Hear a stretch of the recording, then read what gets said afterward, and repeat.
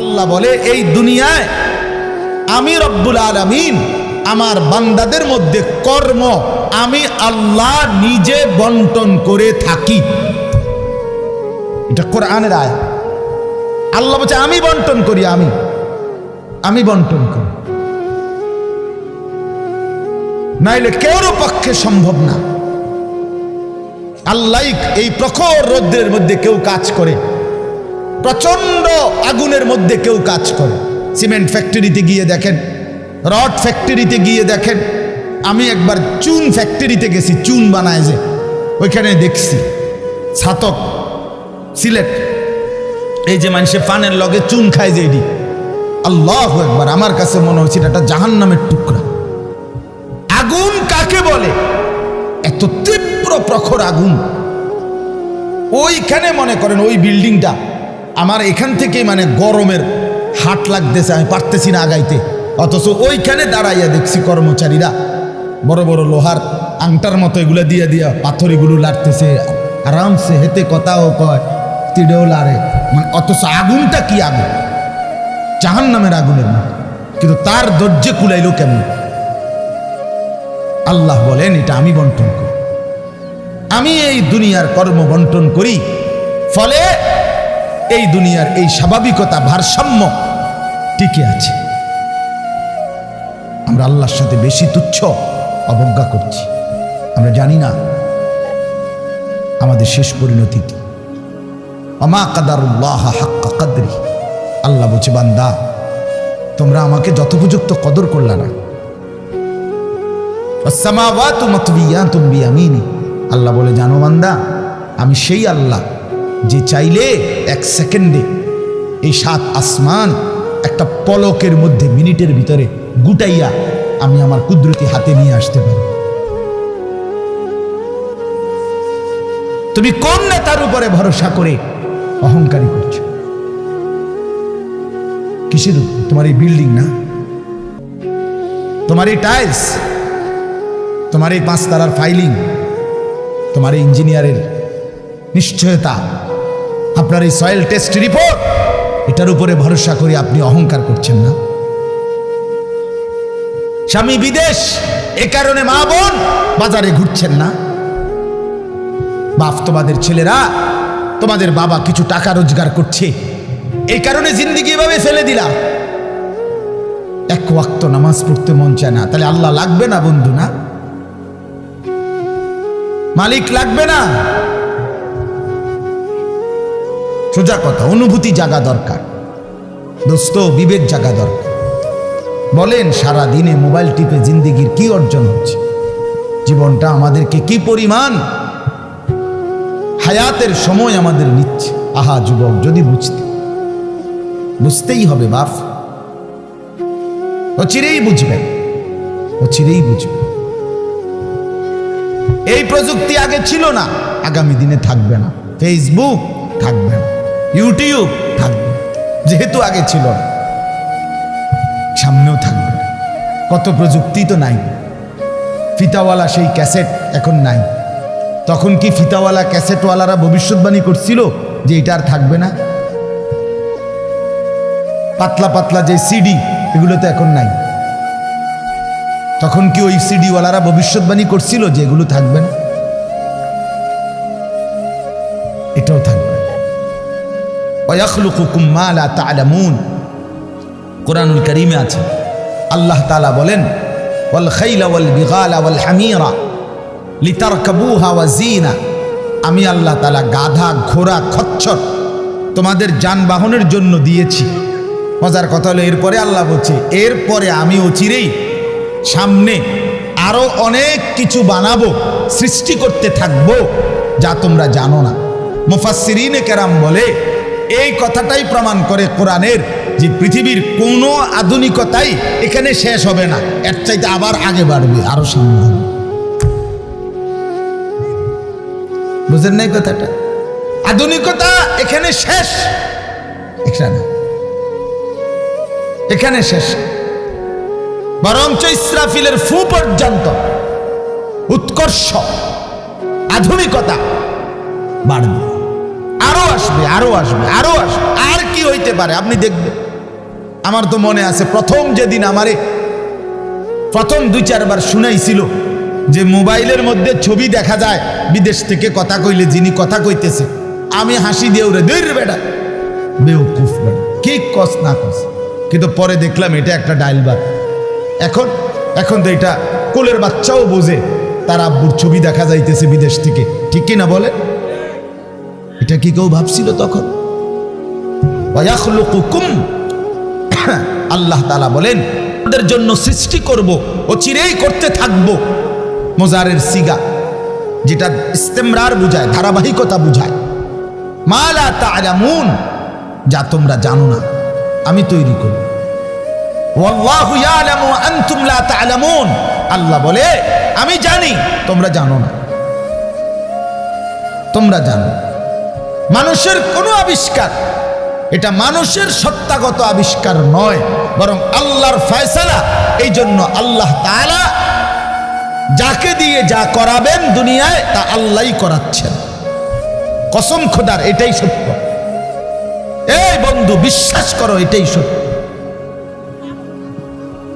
এজন্য যে ট্রাক বানাইতে পারছে সে মোবাইল বানাইতে পারবে না। বলে তুমি এত বড় ট্রাকের মতো একটা এত বড় যন্ত্র মেশিন বানাইছো, একটা গাড়ি বানাইতে পারলে তো এই ছোট্ট মোবাইলটা তুমি বানাইতে পারতা না? সে পারবে না। আল্লাহ তাআলার কুদরত এটা। কোরআনে আল্লাহ বলছেন নাহনু কাসামনা বাইনাহুম মাঈশাতাহুম ফিল হায়াতিদ দুনিয়া। আল্লাহ বলে এই দুনিয়ায় আমি রব্বুল আলামিন আমার বান্দাদের মধ্যে কর্ম আমি আল্লাহ নিজে বন্টন করে থাকি। এটা কোরআনের আয়াত। আল্লাহ বলছে আমি বন্টন করি, আমি বন্টন করি, নাইলে কেউর পক্ষে সম্ভব না। আল্লাহ এই প্রখর রৌদ্রের মধ্যে কেউ কাজ করে, প্রচন্ড আগুনের মধ্যে কেউ কাজ করে। সিমেন্ট ফ্যাক্টরিতে গিয়ে দেখেন, রড ফ্যাক্টরিতে গিয়ে দেখেন। আমি একবার চুন ফ্যাক্টরিতে গেছি, চুন বানায় যে, ওইখানে দেখছি ছাতক সিলেট, এই যে মানুষে পানের লগে চুন খায় যে, এটি আল্লাহু আকবার, আমার কাছে মনে হচ্ছে এটা জাহান্নামের টুকরা। আগুন কাকে বলে? এত তীব্র প্রখর আগুন। ওইখানে মনে করেন ওই বিল্ডিংটা আমার এখান থেকেই মানে গরমের হাট লাগতেছে, আমি পারতেছি না আগাইতে। অথচ ওইখানে দাঁড়াইয়া দেখছি কর্মচারীরা বড় বড় লোহার আংটার মতো এগুলো দিয়ে দিয়া পাথর এগুলো লাড়তেছে, আরামসে হেতে কথাও কয়, তিড়েও লাড়ে। মানে অথচ আগুনটা কি আগুন, জাহান্নামের আগুনের মতো। কিন্তু তার ধৈর্য কুলাইলো কেমন? আল্লাহ বলেন এটা আমি বন্টন করি, আমি এই দুনিয়ার কর্ম বন্টন করি। ফলে এই দুনিয়ার এই স্বাভাবিকতা ভারসাম্য টিকে আছে। ওয়াজআলুকুম খুলাফা আল আরদ। বন্ধু আল্লাহ বলছেন আমি আল্লাহ আমার জমিনের মধ্যে তোমাদেরকে আমার প্রতিনিধি হিসাবে বসবাসের ব্যবস্থা করছি, এটা আমি করছি। আপনি শুধু একটা বার বলেন, একটা লোক এখানে এই যারা মনোযোগ দিয়ে শুনতেছেন, আপনি বলেন একজন চেয়ারম্যানকে বলুক, এই চেয়ারম্যান সাহেবরা এনে বসাইয়া, মনে করেন একটা ইউনিয়ন যে আপনার এখানে মোট 4000 ভোটারের ভোটে আপনি নির্বাচিত হয়েছেন, ধরে নিলাম এই 4000 ভোটারের মধ্যে এই ইউনিয়নে মানুষের প্রয়োজনীয় যে কাজগুলো এগুলো আপনি বন্টন করে দিবেন। আপনি যেহেতু জনপ্রতিনিধি, আপনি ভাগ করে দিবেন। রিক্সা চালাইব কয়জন, অটো চালাবে কয়জন, জুতা সেলাই করব কয়জন, চুল কাটবে কয়জন, তরি তরকারি করবে কয়জন, টয়লেট বাথরুম সাফ করবে কেডা কেডা, এটি আপনি লিখে দিবেন। চেয়ারম্যানের বাপ না, চেয়ারম্যানের 14 গোষ্ঠী পারবে এটা মিলাইতে? কথা বলেন না, পারবে এগুলো বন্টন করে দিতে? যারে প্রথম বলবো যে তুমি রিক্সাটা চালাইবা, তে কব কি আমি কি ভোট অর্ধেক নিয়ে দিছি, আপনি প্রথম রিক্সাটাই আমারে দিলেন, আপনি কি কমপক্ষে প্রাইভেট কারটাও দেখলেন না? বলবে কি না বলেন না? সম্ভব? এটা সম্ভব। সুবহানাল্লাহ। নাহনু কাসামনা বাইনাহুম মাঈশাতাহুম ফিল হায়াতিদ দুনিয়া। রব্বুল আলামিন বলেন দুনিয়ার হায়াতে আমার প্রতিটা বান্দার কর্মের বন্টন আমি করে থাকি। ওয়ারাফা'না বা'দাহুম ফাওকা বা'দিন, এরপরে আজীব কথা আল্লাহ বলেন, আমি রব্বুল আলামিন আমার বান্দাদের মধ্যে এই দুনিয়ায় একদল আরেক দল, একজন আরেকজনের উপরে মর্যাদাবান করে থাকি। ফলে লিয়াত্তাখিযা বা'দুহুম বা'দান সুখরিয়া, ফলে আমার বান্দারা একে অপর থেকে নিজেদের প্রয়োজনীয় কাজগুলো আদায় করতে পারে। সুবহানাল্লাহ। আল্লাহ বলেন, আমি মাথায় ঢুকাইছি, তুই রিক্সা চালা, এই প্যাসেঞ্জার তোর সিটের উপরে বসে, সে বসে থাকবে, তুই চালাবি। আল্লাহ বলেন, এটা এই যে একজন দুইজনই মানুষ, এটাও মানুষ ওইটাও মানুষ। এই লোকটা প্রতিটা প্যাডেল মানে রিক্সা ঘুরাচ্ছে, তার ঘাম বাইয়া পড়তেছে, আত্মে বেটা জমিদারের মতো সে এটার মধ্যে ফোমের এটার মধ্যে সিটটার মধ্যে বইয়া মোবাইলে কথা কয়, ঠ্যাং দুটা আলগি দিয়া, কিরে বেটা কি তারে। তা সে যদি বলতো বেটা প্রয়োজনে ভিক্ষা করে খামু বেটা, তো তোরে এভাবে টাইনতে হবে, নাম বেটা দুজন একটা যাবো বেটা। কথার কথা, কে তারে বুঝাবে? কিন্তু আল্লাহ তাআলা বলেন, আমি আমার এই বান্দাদের মধ্যে বুঝাইছি, একজন ড্রাইভার, একজন প্যাসেঞ্জার, একজন বিক্রেতা, একজন ক্রেতা, একজন সারাটা দিন মেহনত। আহা বন্ধু, আমি তো অনেকবার, আমি ঢাকা যখন পড়ালেখা করছি, কত সময় তাকায় দেখছি এই যে গার্মেন্টস মিল ফ্যাক্টরির শ্রমিকরা, ছেলে মেয়েগুলো, কি পরিমাণ মানবেতর জিন্দেগি। তারা এই 8 ঘন্টা 10 ঘন্টা ওভার টাইম করে ডিউটি শেষ করে ছোট্ট ছোট্ট খুপরির মতো কোন রকম জিন্দেগির জীবনটা তারা কষ্ট করে চালায়। অল্প কয়টা টাকা বেতন পায়, বেতনটার জন্য কত সময় কত আন্দোলন করতে হয় তাদেরকে। এই সামান্য কয়টা টাকা দিয়ে তারা জীবনটা নির্বাহ করে বছরের পর বছর, অথচ তাদের সেই কষ্টের মেহনতের পরিশ্রমের পণ্যটা বিক্রি করে মালিক ও পক্ষ কোটি কোটি টাকার রাজপ্রাসাদে আলিশান বিত্ত বৈভবের মধ্যে উল্লাস করছে। আল্লাহ বলেন, বান্দা এই যে ব্যবধান, এটা আমি করছি, এটা আমার ফয়সালা, আমার ইচ্ছা। আমি যাকে মন চাই ধনী বানাই, আমি যাকে মন চাই গরিব বানাই, আমি যাকে মন চাই সম্পদের প্রাচুর্য বাড়িয়ে দেই, আমি যাকে মন চাই সম্পদ কমিয়ে দেই। আমার বান্দা, এটা তোমার দুনিয়াবি কোনো শিক্ষা, দুনিয়াবি কোনো যোগ্যতা, শারীরিক কোনো দক্ষতা, তোমার মেধার কোনো বিচক্ষণতা নয়, কসম আল্লাহর নয়। যুবক, প্রতারিত হইও না বন্ধু, প্রতারিত হইও না। তোমার মতো সুখী সচ্ছল ছিল, বাবার সম্পদ ছিল, চাকরি ছিল, বাবা বিদেশ ছিল, এরকম হাজারো সন্তান আজকে উদ্বাস্তু শরণার্থী শিবিরে, শরণার্থীর মতো মানবেতর জীবন ফিলিস্তিনে, রোহিঙ্গাতে, সিরিয়াতে, ইরাকে মুসলমানের লক্ষ কোটি সন্তান রোহিঙ্গার আরে শরণার্থী উদ্বাস্তু হিসাবে মানবেতর জীবন যাপন করছে। এদেরও ফ্যামিলি ছিল, এদেরও মা ছিল, এদেরও বাবা ছিল, এদেরও ব্যাংক ব্যালেন্স ছিল, এদেরও হাস্যোজ্জ্বল চেহারা ছিল। বরং আমাদের চাইতে আরবের মানুষের চেহারা লক্ষ কোটি গুণ বেশি সুন্দর। বন্ধু আমার, কি রঙে, আমার কথা শেষ, আমি বেশি আর বাড়াবো না। কি পাইয়া আজকে আমাদের সন্তানদের হালাত আমি বুঝি না। আরে বন্ধু, কি গুপ্তধন পাইয়া গেলা, কোন জমিদারি পাইয়া গেলা, যে জমিদারির কারণে আল্লাহকে এভাবে ভুলে গেলা? কারণটা কি? মুসলমানের বাবারা এভাবে ভুলে গেলেন কেন? মুসলমানের মারা এভাবে বেপর্দায় নামে গেলেন কেন? মুসলমানের বোনেরা এইভাবে অসভ্যতায় নেমে গেল কেন? হায়া কোথায়, লজ্জা কোথায়, শরম কোথায়? আল্লাহকে এভাবে ভুলে গেলেন কেন? যে ঘরে বাপ মা জীবিত, অথচ ক্ষুধার 365 দিনে, একটা বছরে, একটা 16 বছরের 18 বছরের ছেলে মেয়ে, আহা, আপন মা বাপ জীবিত থাকতে কোনদিন একটা বছরে ফজরের নামাজ পড়লো না। এত বড় জানোয়ার মুসলমানের ঘরে ঘুমায় কেন? বলে এত বড় অসভ্য এক মুসলমান বাবা মা এই সময় এত বড় নাফরমান নিয়ে এই ঘরে জীবন চলছে কেন? কারণটা কি? আল্লাহকে এভাবে ছেড়ে দিলেন কেন? আখেরাত এভাবে ভুলে গেলেন কেন? কি ব্যাপারটা কি?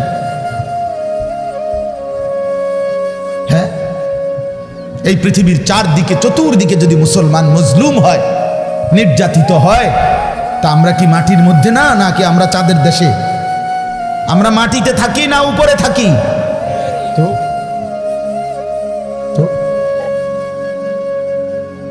এই জন্য যুবক ভাই, নষ্ট হইও না বাপ, নষ্ট হইও না। এই বন্ধুর কথা মনে রাখো, আমরা মূর্খ না। আলহামদুলিল্লাহ, পড়ালেখা আমরাও করছি, জেনারেল লাইনেও পড়ালেখা করছি, মাদ্রাসার লাইনেও পড়ালেখা করছি। শতভাগ আস্থা নিয়েই বলতেছি, বুঝ নিয়েই বলতেছি।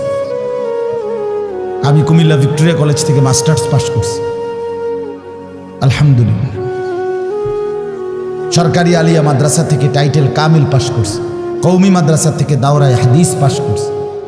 আজ বুঝেই কইতেছি, বুঝেই বলতেছি। ইংরেজিও পুরা পড়ছি, আরবিও পুরা পড়ছি। এই জন্য বিজ্ঞান সায়েন্স বিভাগ থেকে দাখিল পাস করছি, এসএসসি। আমি বন্ধু বুঝাইতে চাচ্ছি এই কথাটা অহংকারের জন্য বা ফুটাঙ্গিরির জন্য না, এই বাস্তবতাটা বুঝানো। এই দুনিয়ার এই সবটা মিলাইয়া আজকে যে কয়জন অভিভাবক আছেন অথবা যে কয়জন যুবক ভাই আছেন, দোস্ত, আমরা আল্লাহর সাথে বেশি বাড়াবাড়ি করছি। আমরা আল্লাহর সাথে বেশি তুচ্ছ অবজ্ঞা করছি। আমরা জানি না আমাদের শেষ পরিণতি কি। ওমা কাদারুল্লাহ হাক্কা কদরি, আল্লাহ বলছে, বান্দা তোমরা আমাকে যথোপযুক্ত কদর করলা না।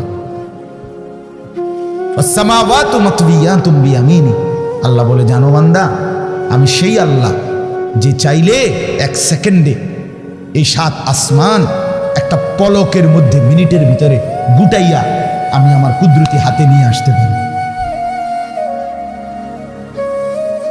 তুমি কোন নেতার উপরে ভরসা করে অহংকারী করছো? কিসের? তোমার এই বিল্ডিং না, তোমার এই টাইলস, তোমার এই 5 তলার ফাইলিং, তোমার এই ইঞ্জিনিয়ারের নিশ্চয়তা, আপনার এই সয়েল টেস্ট রিপোর্ট, এটার উপরে ভরসা করে আপনি অহংকার করছেন না? স্বামী বিদেশ, এ কারণে মা বোন বাজারে ঘুরছেন না? বাস্তবাদের ছেলেরা, তোমাদের বাবা কিছু টাকা রোজগার করছে, এই কারণে জিন্দিগি এভাবে ফেলে দিলা। এক ওয়াক্ত নামাজ পড়তে মন চায় না, তাহলে আল্লাহ লাগবে না বন্ধু? না,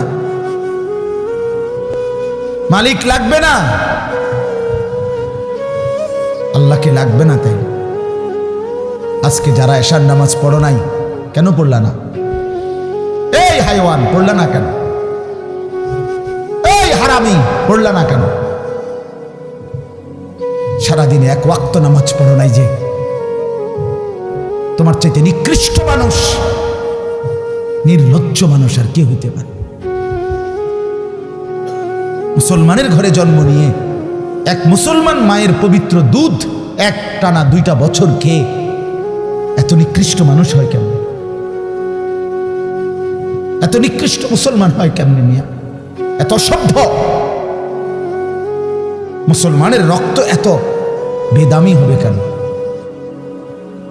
অনুভূতি এভাবে মরে যাবে কেন? এই জন্য আমি আপনাদের সামনে কোরআনুল কারীমের যে আয়াতটা পড়ছি, সূরা আলে ইমরানের 102 নম্বর আয়াত, আল্লাহ তাআলা বলছেন, ইয়া আইয়ুহাল্লাযীনা আমানুত্তাকুল্লাহা হাক্কা তুকাত, হে ঈমানদারগণ, হে মুসলমানরা, মুমিনরা, তোমরা আমার, আল্লাহ বলছে 89 বার কোরআনুল কারীমের মধ্যে আল্লাহ তাআলা, একবার দুইবার না দোস্ত, হে ঈমানদারগণ, হে আমার মুমিন বান্দা, এই কথা বলে আল্লাহ 89, 8, 9, 89 বার আল্লাহ কোরআনে ডাক দিয়েছে। বলছে, তুমি আমার বান্দা, তুমি মুমিন, তোমারে আমি জান্নাত দেব। বান্দা, তোমারে আমি জান্নাত দিতে চাই, বিশ্বাস করো, তোমার জন্যই জান্নাত, কোনো বেঈমানের জন্য জান্নাত না। ঈমানবিহীন কেউ জান্নাতে যাবেন। পৃথিবীর সমস্ত ভালো কাজ যদি কোনো বেঈমান করে, তবুও সে জান্নাতি হবে। গোটা পৃথিবীটাও যদি কেউ মালিক হইয়া দান করে দেয়, এত বড় মহানুভব, কিন্তু সে বেঈমান, ইমান হীরা হারা, কালেমা হারা, সে কশ্চিন কালেও পরকালীন মুক্তি পাবেন। ইমান এইসা সম্পদ, ইমান এতনা দামি জিনিস, এতটা দামি সম্পদ। ইমান বিহীন গোটা পৃথিবীর কিছুরই কোনো মূল্য নেই। তো আল্লাহ বলে সেই ইমান আমি তোমাকে দিয়েছি বান্দা, আমি গ্রহণ করছি। ইয়া আইয়ুহাল্লাযীনা আমানু, হে ঈমানদারগণ। তার মানে তোমার এটা ফরমটা আমি নিছি, তোমার ঈমানদার হিসাবে গ্রহণ করছি, তোমারে মুসলমান বলে নিলাম আমি। এই জন্যই তো ডাক দিলাম, আমার বান্দা, ডাক তো তোমাকে দিলাম। হযরত হাসান বসরি রাহমাতুল্লাহি আলাইহি বিশ্ববিখ্যাত তাবিঈ ছিলেন, আলেম ছিলেন, শ্রেষ্ঠ বুজুর্গ ছিলেন হাসান বসরি রাহমাতুল্লাহ। আমরা তাফসিরে পড়ছি, উনি বলতেন যখনই কোরআনের এই আয়াত ইয়া আইয়ুহাল্লাযীনা আমানু এটা শুনবে, প্রত্যেকটা মুমিনের উচিত সে কান খাড়া করে সাথে সাথে নড়ে চড়ে বসা, আর হৃদয়ের মধ্যে কথা আনা, আমার মুনিব আমাকে ডাকছেন, এখন হয়তো আমাকে কিছু করতে বলবেন অথবা কিছু নিষেধ ছাড়তে বলবেন, আর আমার উচিত মুনিবের ডাকেই সাড়া দেওয়া। তো আল্লাহ তাআলা এখানে বলছেন ইয়া আইয়ুহাল্লাযীনা আমানু, হে ঈমানদারগণ, ইত্তাকুল্লাহা হাক্কা তুকাতিহ, তুমি পূর্ণ হক আদায় করে সামর্থ্যের সবটা দিয়ে, নিজ যোগ্যতার সবটুকু দিয়ে, নিজ সামর্থ্যের সবটা দিয়ে হক আদায় করে তুমি আল্লাহকে ভয় করো, তাকওয়া অর্জন করো। আখিরাত খামখেয়ালি করো না, আল্লাহর হুকুম মানাটাকে খামখেয়ালি করো না, নয়সয় মনে করো না, জোরাতালি মনে করো না।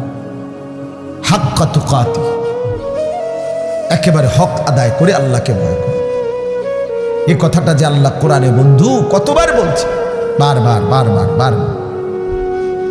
ইয়া আইয়ুহাল্লাযীনা আমানুত্তাকুল্লাহা ওয়া কুলু কাওলান সাদীদা, এই যে আল্লাহ বলছে ইয়া আইয়ুহাল্লাযীনা আমানুত্তাকুল্লাহা ওয়া কুনু মা'আস সাদিকিন, এই যে আল্লাহ বলছে ইয়া আইয়ুহাল্লাযীনা আমানুত্তাকুল্লাহা ওয়াল তানজুর নাফসুম মা কদ্দামাত লিগাদ ওয়াত্তাকুল্লাহ, এই যে আল্লাহ বলছে ইয়া আইয়ুহান নাসুত্তাকু রাব্বাকুম আল্লাযী খালাকাকুম মিন নাফসিন ওয়াহিদা, এই যে আল্লাহ বলছে ইয়া আইয়ুহান নাসুত্তাকু রাব্বাকুম ইন্না জালজালাতাস সাআতি শাইউন আযীম, এই যে আল্লাহ বলছেন বারবার বারবার বারবার। আল্লাহ বলছে হে ঈমানদার মুমিন বান্দা আমার, তুমি অন্যদের মতো না, তুমি হিন্দু না, তুমি বৌদ্ধ না, তুমি ইহুদি না, তুমি খ্রিস্টান না, তুমি নাস্তিক না, তুমি মুরতাদ না, তুমি বেঈমান না, তুমি আমার মুমিন বান্দা, তুমি আমার ঈমানদার বান্দা। তুমি আর 10 জনের মতো না, ভাত আমি সবাইকে খাওয়াবো, সেজদার তৌফিক আমি সবাইকে দেব না। বউ বাচ্চা, স্ত্রী সন্তান, সংসার, বাড়ি গাড়ি, ক্ষমতা, এটা তো আমি আল্লাহ বেঈমানকেও দিচ্ছি, বেশি দিচ্ছি। কিন্তু আল্লাহ বলেন মুমিন তোমাকে আমি জান্নাত দেব, জান্নাত, জান্নাত দেব, জান্নাত দেব। ঈমানদার জান্নাত এক পলক দেখবে। হাদিসের মধ্যে আছে আল্লাহর নবী সাল্লাল্লাহু আলাইহি ওয়াসাল্লাম বলেন পুরাটা হায়াত যেই বান্দা, যেই মুমিন দুঃখ কষ্ট আর যন্ত্রণায় কাটাইছে, কোনোদিন 1 সেকেন্ডের জন্য সুখ পায় নাই, কিন্তু 1 মুহূর্তের জন্য আল্লাহর নাফরমানি করে নাই, খোদার কসম আল্লাহর নবী বলেন বন্ধু হাসরের ময়দানে আল্লাহ তার সেই অনুগত বান্দাকে, হুকুম মাননেওয়ালা মুমিন যে কোনোদিন সুখ পায় নাই, দুনিয়ায় আনন্দ পায় নাই, দুঃখ আর যন্ত্রণা। আমার একজন নিকটাত্মীয় আছে আমার এই হায়াতে, আমার ঘনিষ্ঠ আপনজন, আমার এই হায়াতে, আমার এই 20-25 বছরের ভিতরে আমি কোনোদিন তার সুখের কথা খুব কমই শুনছি। যখনই শুনছি উনি বিপদেই আছে, কোনো না বড় সড়ো মুসিবতে, একটার পর একটা তার বিপদ লেগেই আছে। বিপদ যেন তারে ছাড়ে না, মুসিবত যেন তার। আমি তার জন্য নিজে উমরা করছি, কত সময় কত দোয়া আমার সেই আপনজনের জন্য আমি করি, কিন্তু আমার কাছে মনে হয় আমার মালিকের ফয়সালা এটা যে মুসিবত তাকে ছাড়ে না, বিপদ তাকে ছাড়ে না। আল্লাহর নবী সাল্লাল্লাহু আলাইহি ওয়াসাল্লাম বলেন, এই প্রচন্ড মুসিবতের ভিতরেও আমার হুকুমটা মেনে যে আখিরাতে গেল, আল্লাহ তাআলা ফেরেশতাকে বলবে, আমার এই বান্দাকে জান্নাতের চারদিকটা একবার ঘুরাইয়া জান্নাতের দরজা বরাবর একটু দাঁড় করাইয়া আবার নিয়ে আসো। কসম আল্লাহর, এটা হাদিস। ওই জীবনভর দুঃখ কষ্টে আল্লাহর হুকুম মেনে গেছে, সেই লোকটাকে চারদিকে ঘুরাইয়া জান্নাতের দরজার কাছে একটা মিনিটের জন্য ফেরেশতা দাঁড় করাবে। জান্নাতের একটা মিষ্টি বাতাস 1 সেকেন্ডের জন্য তার কলিজাটার মধ্যে এসে লাগবে ভিতর থেকে। এইবার লোকটাকে আল্লাহ রসুল বলেন, আল্লাহর সামনে যখন আনা হবে, আল্লাহ তাআলা জিজ্ঞেস করবে, আমার বান্দা জীবনটা বুঝি দুঃখ আর কষ্টেই কাটাইছ না? কসম আল্লাহর হাদিসে আছে, ওই বান্দা বলবে, মাওলা বলেন কি মাওলা, জীবনের দুঃখ কি জিনিস আমি তো কখনোই দেখিনি। আল্লাহর কসম, রসুল বলছে, মুমিন ওই 1 সেকেন্ডের জান্নাতের বাতাস তার 70 বছরের দুঃখ ভুলায় দেয়।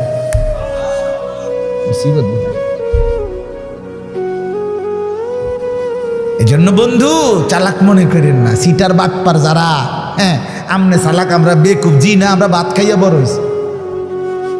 আমি বন ফানি চা দিয়া ভিজাইয়া বড় খাইয়া বড় হয়েছি না। যুবক তোমরা যারা নামাজ পড়ো না আর সারাদিন নারীর ছবি আর নর্তকীর নাচ গান আর এই ফালতু জিন্দিগি, সমবয়সীদের সাথে আড্ডার মাস্তানি আর এই সদর বদর, তুমি চালাক বেটা। হ্যাঁ আমি বেওকুফ। কেন বেওকুফ হবো আমি? তুমি যা খাইয়া বড় হইছ, আমি তো তা খাইয়াই বড় হইছি। এই মাটি আলো বাতাসে যদি তুমি বড় হও, তো আমি কি মাটির তলে বড় হইছি? বুঝবো না কেন? বুঝি না কেন? কি বেশি মুখ জ্বালাইছো তুমি? আপনারা যারা সুদ খান, ঘুষ খান, হারাম খান, আপনাদের যাদের অবৈধ উপার্জন, আপনাদের যাদের স্ত্রী বেপর্দা, আপনাদের যাদের মেয়ে বেপর্দা, আপনাদের যাদের ঘরে রঙিন টেলিভিশনে নাচ গান নর্তকীর ছবি সারা বছরের পর বছর চলে, আপনারা মোটেই চালাক না, আপনারা বেওকুফ, আপনাদের ফ্যামিলিও বেওকুফ। মিয়া আহাম্মক, মিয়া আপনি ধরা খাইছেন, মিয়া আপনি হেরে গেছেন, মিয়া হেরে গেছেন, জীবনের কাছে হেরে গেছেন, আখিরাতের সামনে হেরে গেছেন, কবরের সামনে হেরে গেছেন। আপনি সামান্য দুনিয়ার লেগা, অথচ এই দুনিয়া নেককাররাও ভোগ করে কিনা বলেন না কেন? নামাজ পড়লে ফাঙ্গাস মাছের যে স্বাদ, বেনামাজিরও এই স্বাদ। বেনামাজি যেটারে টাইলস কয়, নামাজি এটারে টাইলস কয়, এতে কোনো মাটি কয় না। তাহলে আপনি আহামরি কি দুনিয়া ভোগ করলেন বলেন? কি জন্য আখিরাত ছেড়ে দিলেন? আল্লাহ আমাদেরকে বুঝার তৌফিক দান করেন। অতএব বাপ, আমার কথা একটু শক্ত পরে মনে মনে কইবেন যে এরকম দুই একজন থাকে, হুজুরদের মধ্যে কিছু থাকে, কি করবে? কিছু শক্ত হুজুর থাকতেই পারে না, বেজাল্লা হুজুর ধরেন না। আমি এই কিছু বাকি আমি দিল জাগাইতে চাই, খোদার কসম দুশ্মনী নিয়ে বলি না। কি ভাই, কারোর সাথে কোনো দুশ্মনী ছিল কি? কোনো ঝগড়ার কারণে বলা হইতেছে? এটা কি মারামারিকে জামা বইটা লাইছিল? আজ যে সুরিয়াল আমি তোরে বেড়া ফাইছি, বাতিজার ফুট তোরে আজকে ফাইছি, মাইকেও ফাইছি সুবিধা মতো, আজকে কই না। ব্যাপারটা তো এটা না দোস্ত। আমার বাপ, আমার পর্দার আড়ালের মা বোন, আপনাকে জাগাইতে চাই। মা, কেন বেপর্দার জিন্দিগি? যে নারী তার ইজ্জতের কদর বোঝে না, যে নারী তার পর্দার কদর বোঝে না, যে নারী তার সতীত্বের সম্ভ্রমের কদর বোঝে না, খোদার কসম সে নারী না, সে কোনো মহিলা না, সে ভিন্ন কোনো পদার্থ হইতে পারে। রাসূলুল্লাহ সাল্লাল্লাহু আলাইহি ওয়াসাল্লাম আমরা এটাই পড়ছি। নবী বলছেন নারী বলে তাকে আড়ালে থাকে যে, নিজেকে পর্দায় রাখে যে, নিজেকে আড়ালে রাখে যে, তাকেই বলে নারী। এজন্য যে বেপর্দা, বেহায়া, নির্লজ্জা, বেশরম, এটা কোনো নারী না, অন্য কোনো পদার্থ, অন্য কিছু। বলে তো কিতা এটা হেবুডি ডাক্তার দেয়া, ডাক্তারই তো একটা রিপোর্ট দিব, এটা পরীক্ষা নিরীক্ষা করে চাইব কিতা এটা আমি কিনলে পেতাম। রাসূল বলছে নারী বলে তাকে পর্দায় থাকে যে। আল্লাহ আমাদেরকে বুঝার তৌফিক দান করে। অতএব এটাই কথা আমার, রমজান সামনে, আমাদের জীবনের সুযোগ নিজেকে বদলানো, নিজেকে পরিবর্তন করার, জীবনটা গঠন করার। এজন্য আমি এই আয়াত পড়ছি। আল্লাহ বলছে বান্দা সাধ্যের সবটুকু দিয়ে সর্বোচ্চ হক আদায় করে আমাকেই ভয় করো। আর আল্লাহকে ভয় করার অর্থ দুইটা, সমস্ত গুনাহ ছেড়ে দেওয়া, আল্লাহর সমস্ত হুকুম পালন করা। আল্লাহ আমাদেরকে তৌফিক দান করে। ওয়ালা তামুতুন্না ইল্লা ওয়া আনতুম মুসলিমুন। এবং আল্লাহ তাআলা সাথে সাথে বললেন বান্দা দুনিয়া, কথাটা খেয়াল করেন, এই শেষ কথাটা আল্লাহ বলছে বান্দা, আমি আবারও বলছি বান্দা দেখো দুনিয়া কিন্তু পার হইবা, দুনিয়া অনুগত অবাধ্য, ইমানদার নাফরমান, আদেশ পালনকারী অমান্যকারী, দুনিয়া কিন্তু প্রত্যেককেই আমি ভোগ করতে দেই সুখ, স্বাচ্ছন্দ্য, আনন্দ, ফুর্তি, স্বস্তি, উল্লাস। হ্যাঁ, এই দুনিয়া উপভোগ, এটা কিন্তু আমি নাফরমানকেও দেই বান্দা, এটা আমার নিজাম, আমি দেব। কিন্তু বান্দা ওই কবর থেকে নিয়ে আখেরাত, পরকালে সেখানে যদি সুখ মিলতে হয়, স্বস্তি মিলতে হয়, স্বাচ্ছন্দ্য মিলতে হয়, তৃপ্তি মিলতে হয়, উল্লাস পেতে হয়, আল্লাহ বলছে বান্দা বিশ্বাস করো, আমি তোমার অনুরোধ করছি বান্দা, পূর্ণ মুসলমান না হয়ে, আমার অনুগত না হয়ে, আমার গোলামি না করে কবরে আইসো না, মৃত্যুবরণ কইরো না। এই সুখ ওইখানে মিলবে না, এই সুখ ওইখানে কি হবে না। এখানে আমি অনুগত অবাধ্য উভয়কেই দুনিয়া ভোগ করতে দেই, কিন্তু কবরে দেব না, আখিরাতে দেব না, হাসরের মাঠে দেব না। সেখানে শুধুই উইদ্দাত লিল মুত্তাকিন, জান্নাত বানানোই হয়েছে মুত্তাকিদের জন্য, আখিরাতের সুখ বানানোই হয়েছে আদাত্তু লিইবাদিয়াস সালিহিন, আল্লাহ বলছে আমার নেক বান্দাদের জন্য। অতএব আমার বক্তব্য এটাই, রমজানকে কদর করেন, রমজানটাকে সামনে নিয়ে প্রত্যেকটা নারী পুরুষ, ছেলেরা, নওজোয়ানরা, বাবারা গুনাহমুক্ত একটা জীবন গড়ার সিদ্ধান্ত নেন। চুরি, ডাকাতি, জিনা, বেবিচার, সুদ, ঘুষ, মদ, জুয়া, বেহায়া, বেপর্দার জিন্দিগি থামায় দাও। যুবক থেমে যাও, বাপ থামো ভাইয়া, অনুরোধ করছি, এক ভাই বললাম থেমে যাও, অসভ্যতার এই জিন্দিগি ছাড়ো, বেনামাজির এই জিন্দিগি ছাড়ো, সারাদিন নারী নিয়ে আর মোবাইল নিয়ে পড়ে থাকা এই জিন্দিগি ছাড়ো। মা বোনরা, আপনারা যারা খোদার 11টা মাস বাজারে বাজারে ঘুরছেন, মার্কেটে গেছেন, কতবার গেছেন, ও মা বোন, আল্লাহর দোহাই, এক ভাই বললাম কমপক্ষে রমজানটাকে কদর করেন, একটা মাসকে সম্মান করেন, আল্লাহর দিকে চাইয়া। রমজানটাকে বাজারে মার্কেটে এই জুতা, শাড়ি, গহনা, এই ফালতু জিনিসের জন্য খোদার এত বড় রমজানকে কোরবান করে দিয়েন, নষ্ট করে দিয়েন, বরবাদ করে দিয়েন না মা বোন। এটা অনেক বড় সীমালঙ্ঘন, অনেক বড় সীমালঙ্ঘন। আল্লাহ তাআলা বলছেন বান্দা আমি এত বেশি সুযোগ দিছিলাম রমজানে, রহমত, মাগফিরাত, নাজাতে, কোনো মূল্যায়ন করলা না। এই জন্য রমজানের লাস্টে জিব্রাইল পাঠাইয়া নবীজিকে আল্লাহ জানায় দিছে, জিব্রাইল গাও বলে আসো আমার বন্ধুকে, যে বন্ধু আপনার যেই উম্মত এত বড় রমজান পেয়েও কদর করে নাই, গুনাহ মাফ করায় নাই, তার উপরে আমি আল্লাহর লানত। জিব্রাইল আয়েশা বলছে নবী আমি জিব্রাইলেরও লানত, নবীজি বলছে আমিন, জিব্রাইল আমি মুহাম্মদেরও লানত। তোর উরফে আল্লাহরও গজব, তোর উরফে ফেরেশতাদেরও লানত, তোর উপরে রাসূলুল্লাহরও লানত, অভিশাপ, অভিশাপ। এজন্য ইয়া বাগিয়াল খাইরে আকবিল, ইয়া বাগিয়াশ শাররে আকসির, এই শেষ কথা।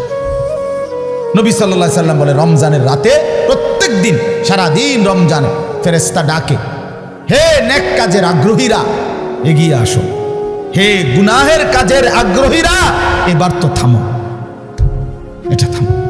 এটা রমজান, এটা রমজান যুবক, এটা রমজান। মোবাইলটা আর খুলল না, নারীর ছবি আর দেখো না, বেনামাজি জিন্দিগি আর রাইখো না। আমরা প্রত্যেকে নিয়ত করি ইনশাআল্লাহ, বলেন ইনশাআল্লাহ। আল্লাহ তাআলা তৌফিক দান করেন। আমার বাপ, আর 5টা মিনিট আমার একটু কথা আপনাদের কাছে আমার মেহেরবানি করে অনুরোধ। আমি ব্যক্তিগতভাবে খুব লম্বা সময় বলতে পারবো না, কিন্তু আপনাদের কাছে আমার অনুরোধ, এই দেবিদ্দার দারুল উলুম মাদ্রাসা অনেক প্রাচীন, হযরত মাওলানা আবু তাহের শাহ, উনি আমাদের অনেক মুরব্বী, অনেক মুরব্বী। মূলত ওনার সম্মান জানাইতে গিয়েই আলহামদুলিল্লাহ আমি চেষ্টা করি এই মাহফিলটাতে আসতে। ওনার ছেলে বশির, সে আমারে অনেক মহব্বত করে, অনেক মহব্বত। এই জন্য সব মিলায়া আন্তরিকতার কারণেই চেষ্টা করছি আসতে। আপনাদের কাছে অনুরোধ, এই মাদ্রাসাটা সবচেয়ে প্রাচীন দেবিদ্বারের পুরাতন মাদ্রাসাগুলোর মধ্যে এটা একটা। আমাদের মাসিকারা মাদ্রাসা, আমাদের রামপুর মাদ্রাসা, এগুলো যেরকম প্রাচীন মাদ্রাসা, এটাও আলহামদুলিল্লাহ অনেক প্রাচীন একটা মাদ্রাসা। একটা মাদ্রাসার অনেক জরুরত, অনেক প্রয়োজন। মাদ্রাসার নতুন ভবন, মাদ্রাসার সার্বিক ব্যবস্থাপনা, একটা মাহফিলের ইন্তেজাম, মাদ্রাসার সমস্ত খরচ সব মিলায়া অনেকগুলো টাকাই সবসময় সারা বছর প্রয়োজন হয়। আপনাদের কিছুটা ভালোবাসা, সহযোগিতা, আন্তরিকতা, একটু দান, একটু সহযোগিতায় আপনি খুব ক্ষতিগ্রস্ত হবেন না, কিন্তু মাদ্রাসা লাভবান হবে, আপনার আখেরাতও লাভবান হবে। এই জন্য 5টা মিনিট আমি অনুরোধ করছি, প্রত্যেকে ইনশাআল্লাহ দয়া করে, মেহেরবানি করে, যার যার সামর্থ্য মতো ফিরাইয়া দিয়েন না। এক ভাইয়ের আবেদন ফিরাই, মাদ্রাসার জন্যই চাইছে, আখেরাতের আশাই চাইছে, আপনার ভালোর জন্যই চেয়েছে। যে টাকাটা দিবেন, খোদার কসম, রাসূল বলছে উম্মত এটাই তোমার থেকে যাবে, এটাই থাকবে শুধু। অতএব দানটাই থাকবে, আমারটাও আপনারটাও। আমরা প্রত্যেকে ইনশাআল্লাহ একটু বলি যে নগদ দিলে নগদ দেন, আর যদি পরে দিবেন তো বলেন, এক্ষুনি লিখে রাখেন। আপনারা দিলেও 5 মিনিট, না দিলেও 5 মিনিট, এই 5-6 মিনিটের ভিতরে আমি আর বাড়াবো না, বলেন ইনশাআল্লাহ। আলহাজ মোশাররফ হোসেন ভূঁইয়া সাহেব 5,000 টাকা, আল্লাহ কবুল করেন, মাশাআল্লাহ। ওই যে চাচা,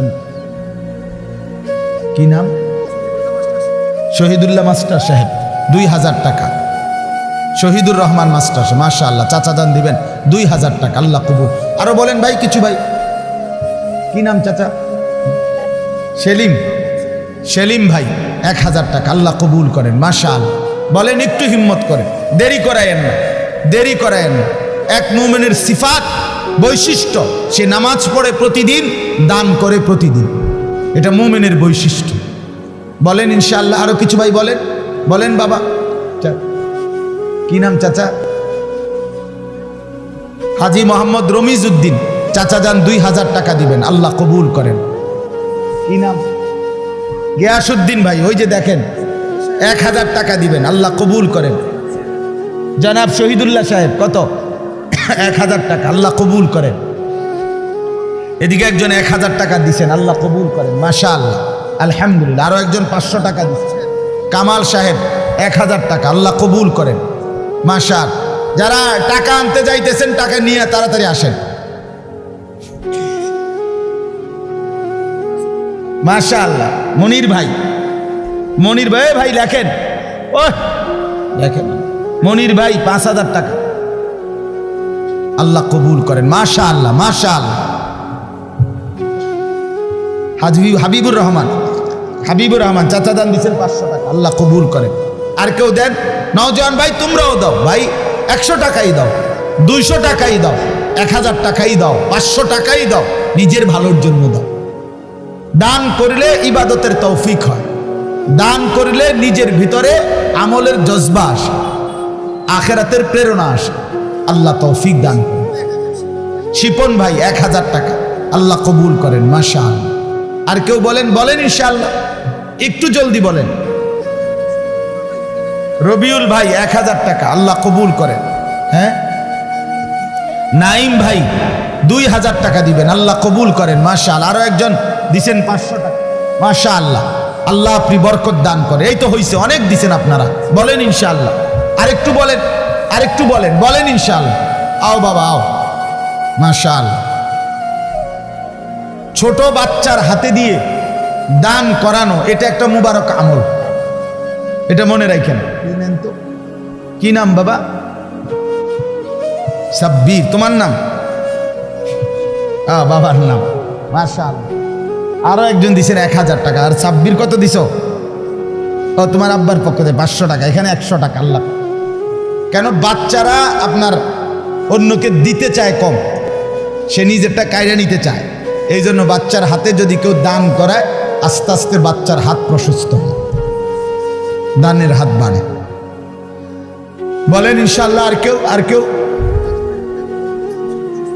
এমদাদুল্লাহ ভাই, মোহাম্মদ এমদাদুল্লাহ 1000, আল্লাহ কবুল করেন, মাশাআল্লাহ। আর কেউ? বলেন, বলেন ইনশাআল্লাহ, জলদি বলেন, বলেন মাশাআল্লাহ। 500 টাকা দিছেন, আল্লাহ কবুল করেন, আলহামদুলিল্লাহ। আরো দেন, আরো দেন, মাশাআল্লাহ। দুইজন ছাত্র ভাই যাও ভিতরে, আল্লাহর বান্দাদের হাতের কাছে যাও। মাদ্রাসার বড় সাব্বির, মিজানুর রহমান ভুইয়া 1000 টাকা, আল্লাহ কবুল করেন, মাশাআল্লাহ। মেহেরবানি করে আমার প্রিয় ভাই হযরত মাওলানা আওলাদ হুসাইন আপনাদের সামনে বয়ান করবে, অনেক চমৎকার বয়ান করবে, লম্বা বয়ান হবে ইনশাআল্লাহ। দয়া করে কেউ উঠেন না। নজরুল ভাই 500 টাকা, আল্লাহ কবুল করেন, মাশাআল্লাহ। আল্লাহ তাআলা ভরপুর বরকত দান করেন, মাশাআল্লাহ। নাম বলেন? 500 টাকা, আলহামদুলিল্লাহ। আল্লাহ সবাই। চাচা জি, চাচা কি নাম? জনাব তাহের পুলিশ। চাচা যান দিবেন কত? 2000 টাকা, আল্লাহ কবুল করেন, মাশাআল্লাহ।